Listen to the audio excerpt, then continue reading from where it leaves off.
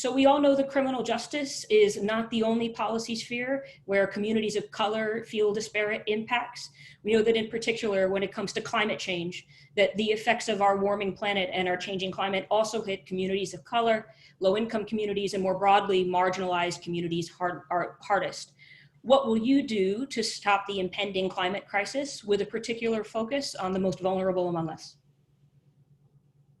So I've said this before, but climate change is the greatest existential threat this country has ever faced. It is, and you know, we've seen what happens when we ignore science in the president's response to COVID. And we cannot afford to do that now. This is an issue of national security, and this is an issue we cannot go at alone. We have got to strengthen our alliances and re-enter the Paris Accords. We have got to work globally to agree upon a standard, agree upon our methodology, and move forward. This is, you know, we've watched this president dismantle the State Department.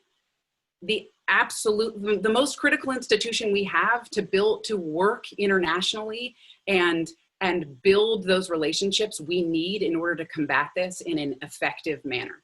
We cannot talk about healthcare in this country when we're not talking about clean water and clean air. This is an issue that has, you know, somebody asked me the other day in a forum, what's the issue that's become sort of, that surprised you and how much it's kind of taken over, or what's the issue you talk about the most? And I find that it's climate change because it's foundational to every single issue we talk about here. So we have got to rebuild the EPA, and we have got to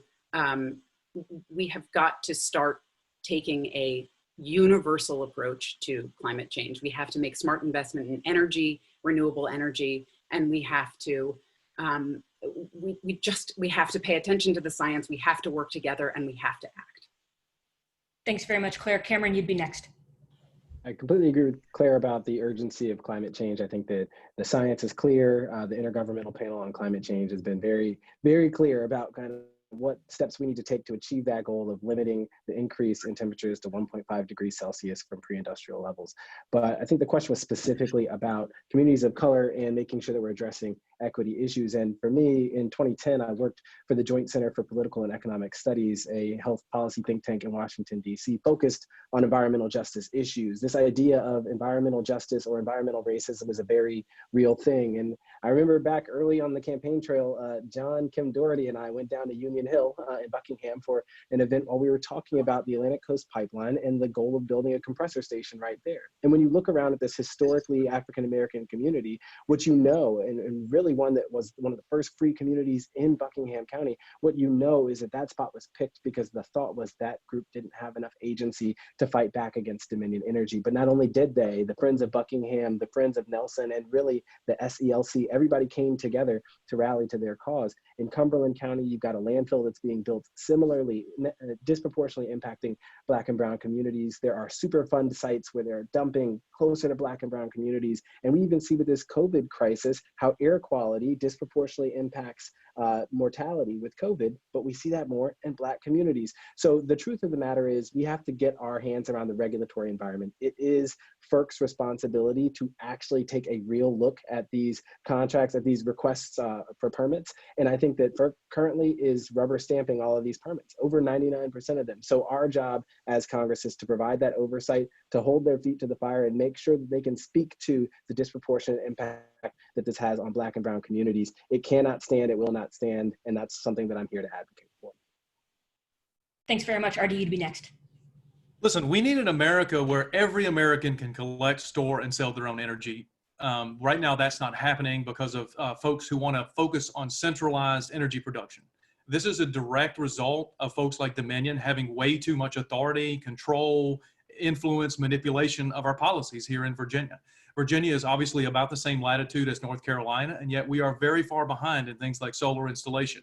I'm glad now that folks like Sally are in Richmond and have voted to make sure that we are going to get, I think, a third of our energy from renewable resources by 2030, and by 2050, we're going to be carbon neutral. Those are excellent goals. I support those. I think that's fantastic.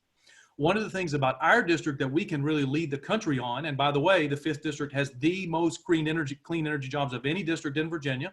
And that's because we have great, fast-growing companies here in Charlottesville that are partnering with some of our rural counties. I think it's Sun Tribe Solar has a big installation down in Botetourt, just outside of the district. But we want those in the 5th district. So we've got to send somebody to Congress to make sure we can partner our small cities with the countryside and work on a formula that's going to bring people together. And specifically, the question here is about people of color and how they can participate in this. They need to just have just as much access to this as well, which includes why we've got to have a smart grid, why we've got to make sure we keep up the subsidies for this type of clean energy. And then the third thing is we should not construct any construction for affordable housing, which impacts low-income folks, which sometimes includes African Americans, obviously.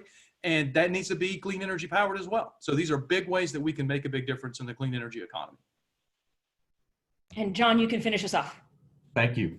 I'm glad this question came up early in the forum. It's something I've been talking about since the beginning of my campaign and drawing a lot of attention to, and I'm glad it's getting a lot of attention here. You know, clearly the rise in global temperature is going to cause the melting of the ice caps, the rising of the seas. These are going to affect the populations around the world that are the most vulnerable, many of which are living on coastlines now, which will no longer be coastlines. And if we think we have an immigration or a refugee problem now, wait until that happens. It starts with leadership. We don't have any leadership at the highest level of government right now. In fact, we're getting out of agreements that we need to get ourselves back into. We need to wean ourselves off of fossil fuels. That's the way we're going to lower the global temperature. That's the way we're going to stop the caps from melting and from flooding. And in order to wean ourselves off of fossil fuels, we've got to embrace renewable sources of energy, wind, solar, electric battery technology, and transfer create jobs through those technologies and transfer our economies or our transportation system into electric vehicles. These are all ways that we can participate here in the 5th district. And as RD said, there's no reason why we can't create some of those jobs here and make it a local issue. And those can be green jobs. And we'll probably talk about the economy, but one of my ideas is actually a massive infrastructure bill, you know, that would build roads and bridges and tunnels and waterways and do it with green technology and create jobs that way, so that we can not only get people back to work, because we have 40 million people out of work, but we can lower the temperature and keep refugees from having to be displaced from around the world.